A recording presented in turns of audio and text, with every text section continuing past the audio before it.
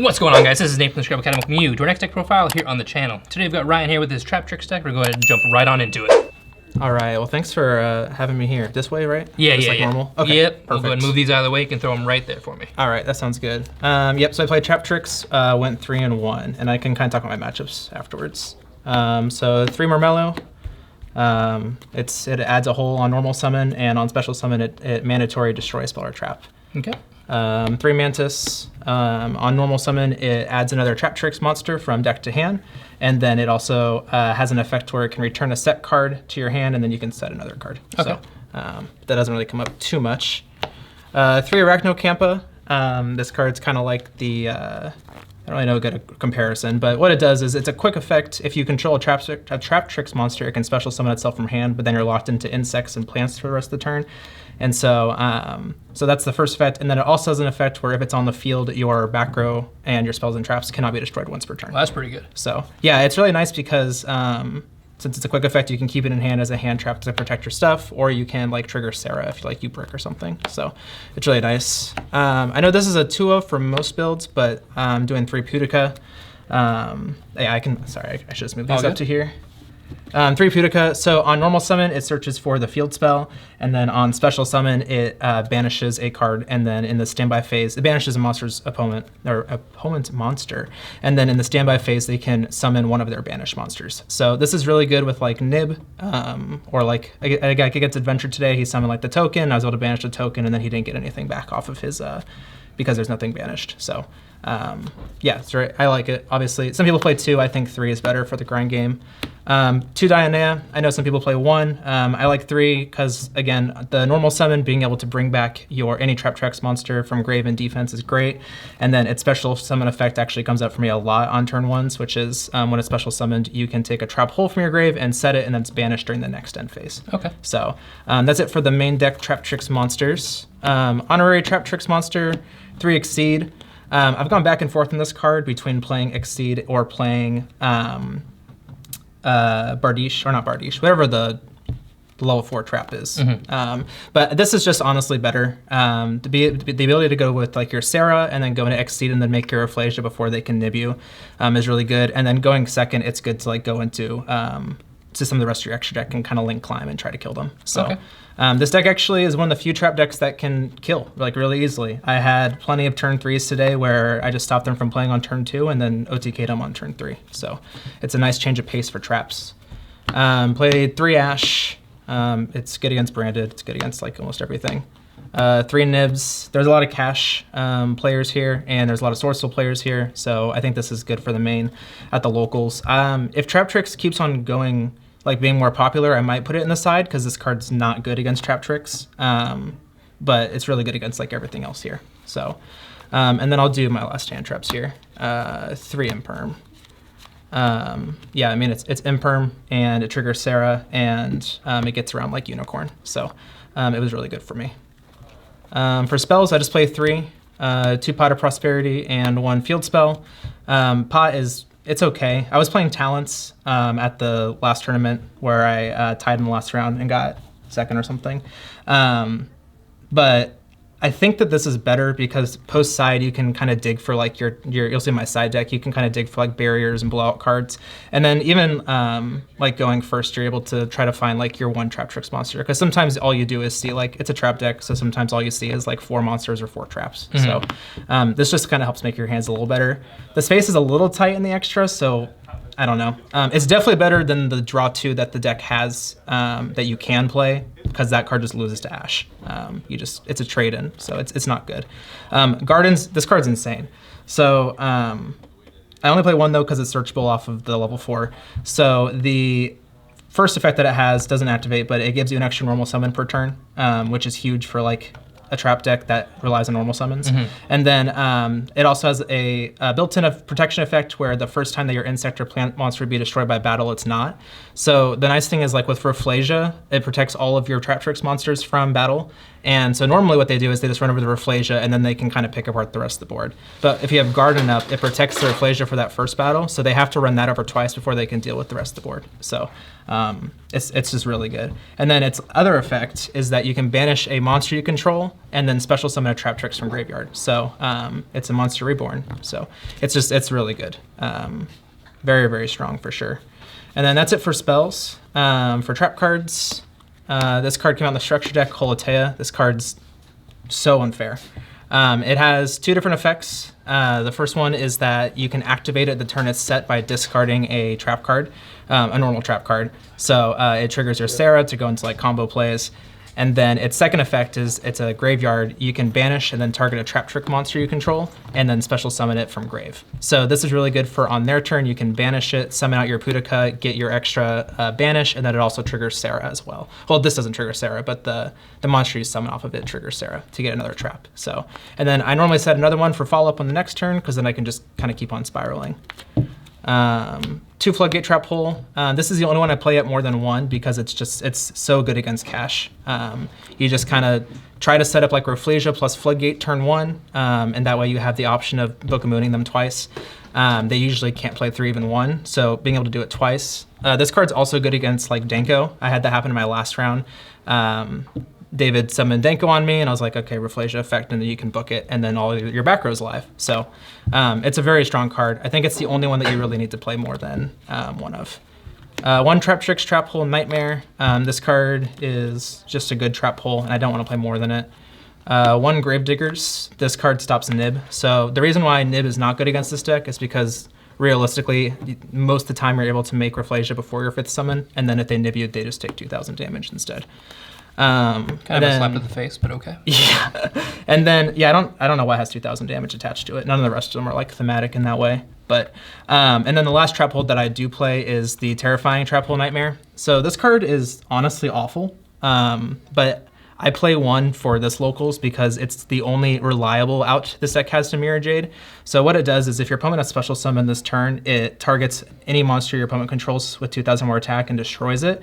And then if you have a normal trap in grave, then it also can banish a card from grave. So this is able to pop the Mirror Jade and banish it. That way you don't lose your whole board. Okay. But it's like the only, because other than that, like all you're really doing is like Floodgate Trap Holing fusions, which they can just fusion with anyways. So this is specifically here because we have a good number of Despia players. But if I was taking this like a regional, I don't know if I would play it because it's just not really that great against a lot of other decks. Okay.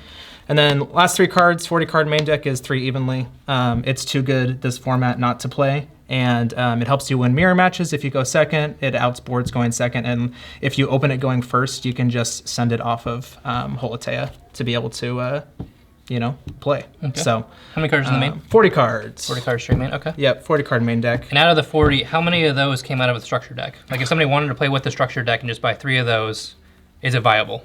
Oh yeah. Minus like the Prosperities, Evenlies, and Perms, I'm guessing. Yeah. I actually haven't even looked at the structure deck to see what's all in it. Yeah, those are like the only 3. I mean, Exceed, but that's like a 10-cent, common. Mm-hmm. But yeah, everything else is in the structure deck except for Nibs, Imperms, and Evenlies. And so I think that's everything. Yeah, and then obviously the pots, which again, I'm not like completely sold on for this deck. So I think this deck is definitely one that like if you're at a local level, you can just pick up 3 structure decks and play it and do pretty decently. All right. So yeah, I like it for sure. It's nice to have a trap deck that doesn't rely on floodgates. So I feel like they're always just too slow. Yeah, they're always slow, and like they can never push for damage. In this deck, like the fact that I was able to kill multiple times on my turn 3 or on the turn 3, my turn 2, was crazy. That hasn't been a thing in a trap deck in like since Paleo. Mm-hmm. So it's really nice. You want extra or side? No, I'll do extra real quick. Okay. 3 of the most insane card in the deck, Sarah. Arguably one of the best Link ones ever printed. That's restricted to its own archetype. It does so much. So obviously it's unaffected by trap effects. That's what like all of the extra deck monster Traptrix say. So they kind of imperm it and it's not going to do anything. That happens a lot because people don't really read them. So, but its other 2 effects is that if a normal trap card is activated, you can special summon a Traptrix from the deck. And then if a Traptrix monster effect is activated, you can set a whole normal trap. So this just facilitates like an infinite grind game where every turn you're just able to get a monster on board and set a trap. And then on your turn, monster on board, set a trap. It's really, really good. And then, yeah, you can also bring this back from grave with the Holotea as well because it doesn't summon in defense. So like, I feel like you really just need to get that like sent back. If you want to play against the deck, you have to like compulse it back, get it back to the extra deck, so you can't try and do any kind of setting. And yeah, like if you can keep Sarah off the board, like that's my only loss today was to Punk actually, and it was because game 3 he opened up Ogre plus the gold. Whatever that new archetype is, the gold thing. Gold Pride? Yeah, Gold Pride that has a trap that can like reveal 3 special 1 and then send a card. So he was able to deal with my normal summon and my like follow-up summon as well. And so I didn't get to stick a Sarah, and then I just lost because like you need to stick a Sarah. So if you can like compulse this or whatever, it's really good, but like putting it in grave isn't amazing because there's multiple reborns in the deck. So that happened a lot. Like they would out my Sarah and then they couldn't kill me. So in end phase, I would like Holotea, bring back the Sarah, start using like some of the traps that I kind of conserved. That way I could get my triggers here and like make sure that it was going. So yeah, that's those, or I guess I can just keep them here. So that's it for Sarah. I play 1 Adipus. This card is, I summoned it against David, and he was like, why does it give them all 1,000 attack? Because it does. Because every Traptrix monster 1,000 attack, so all of your like 1,800, tiny little level 4 monsters just become like 2,800 beaters. It's really silly. And this deck has 2 reliable ways to special summon during the battle phase with Holotea's effect in grave, and with, I always forget its name, and with Arachnocampa's effect to special summon from hand. So like even if they feel like they're good, or you're trying to play around like Nib, for instance, you just have ways to put so much more damage on the board. So this card's crazy. It also has an effect where up to the number of plant and insects you control, you can target that many number of monsters, negate their effects, and then if you have a hole in your graveyard, you can banish the hole to destroy a card on the field. So it's really strong. It's a crazy boss monster, and it's a huge reason why this deck can OTK. Last 2 links, I played Asa. This is amazing in the mirror, and it's good against Cash because you can take their Fenrir, which is really cool. It's actually, the main reason I played is it's another out to Ib, which is the reason I play this stinky Balinx. I don't have a Link Rebo. This should be a Link Rebo. But honestly, there's not enough people really playing Ib in Kashtira, so I'm not really, and they have to hard draw it, so I'm not sure if the extra deck spot's worth it. Especially because Asa also outs it with like any normal summon, and then you can go into Asa and then go ahead and like summon back their Fenrir, and then you get like just so much advantage off of it. So I don't really know if this is worth it yet. It depends if like Ib starts to see more play again. But that's it for Link monsters. For XYZs, 2 Rafflesia.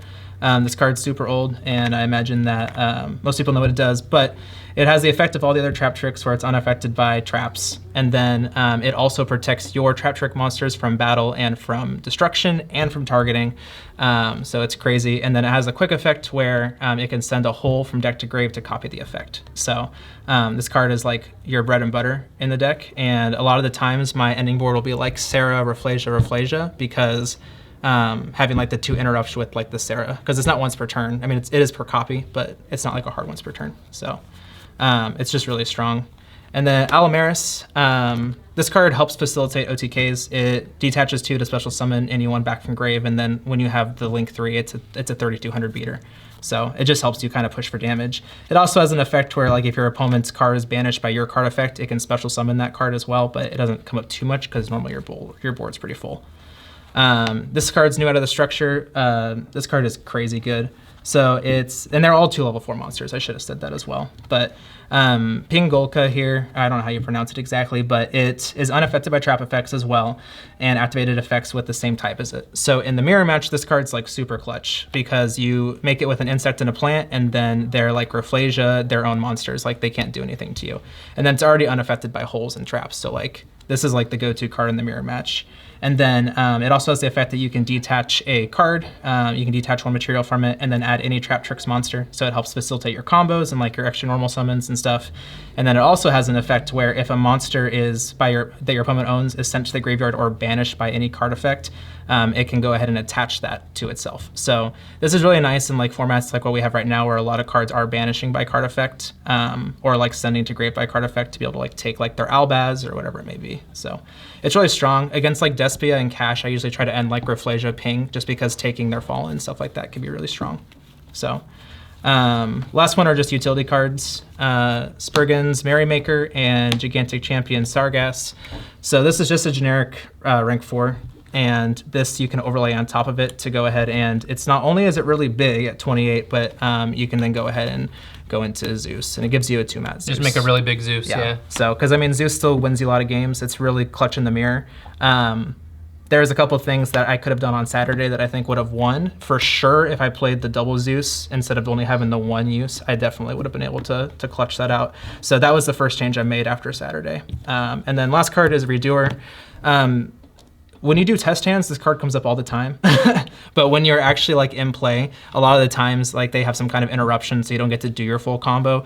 But having the ability to set up like your trap and then go into Redoer before you're locked into anything, so you end like Rafflesia, Sarah, Redoer, it just gives you another form of interruption. So yeah, it's really good. I'm definitely not going to cut it, but it just doesn't come up as much as what I wish it would. So I was gonna say the 1 second that you do cut it, that's when you're going to need it. So yeah, I mean, and it's not worth cutting for sure, because it's also just good in the grind game as well. Having the constant pressure to come back and bounce their stuff is really good. So, and it's great in the mirror because you're probably going to get a trap from them, and you can then bounce their stuff since you're trying to have as much interaction that's not trap as possible in the mirror. So side deck.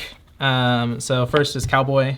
Being a degenerate, okay. I wish I played this on Saturday. I would have won on Saturday if I played Cowboy. So that was the second change I made because time rules are stupid, and I like Wild West films.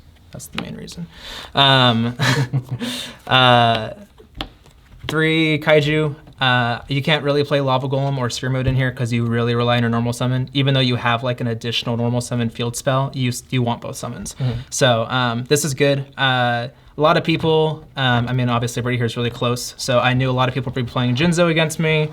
That was talked about a lot because there are Despia players here, and I did. I used a Kaiju to out a Jinzo and then popped off, and then also used it to out a Dragoon, and I used it to out a Rise Heart as well. So it's good spot removal, and I don't have Gamma Seals, which is why I play the little bit bigger one. So it's not just because it's thematic.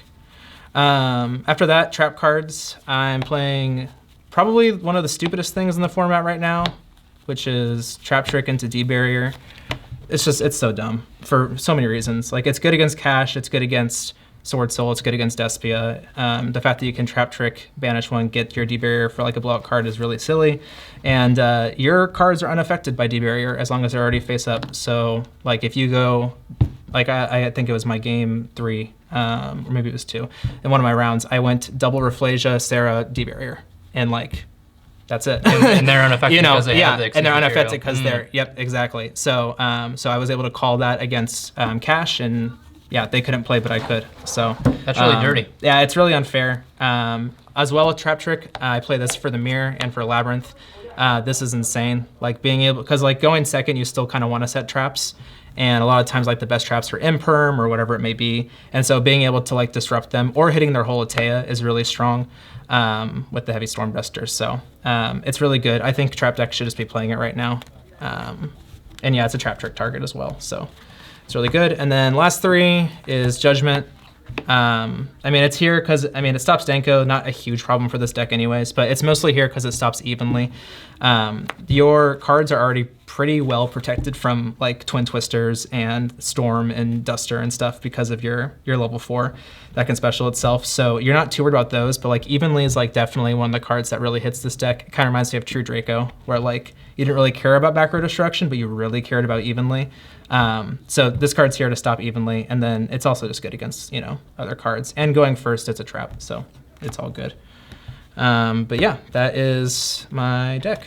All right, now I don't usually do this in deck profiles, but I want to know, being as this is one of the top tier decks in the current format, how do you beat it? I know you probably don't want to tell me, but how do you beat it? No, I mean, one of the reasons why I was honestly nervous coming into today. I thought I was going to do terrible because everybody asked me the same thing, like in our group chat for locals here, and I told them flat out, like, these are the ways that you beat it, and then everybody brought it today. So of course they did. I'm very happy that I still went 3-1 despite like there was a lot of people that sided for it. Because I mean we had like 30% representation on Saturday, so like I expected people to do it, and then I want to help the homies out, so I told them, you know, how to beat the deck. So evenly is insane. Evenly is really good against this deck. If you don't have Judgment, like you just lose so much value. You have to keep Sarah, and like yes, Sarah triggers off of there evenly, but you still like you just go so far neg because of it. So Evenly is one of the best. Kaijus are really good. Like, if you can get rid of the Sarah, like, that's the primary goal that you should be doing against Traptrix.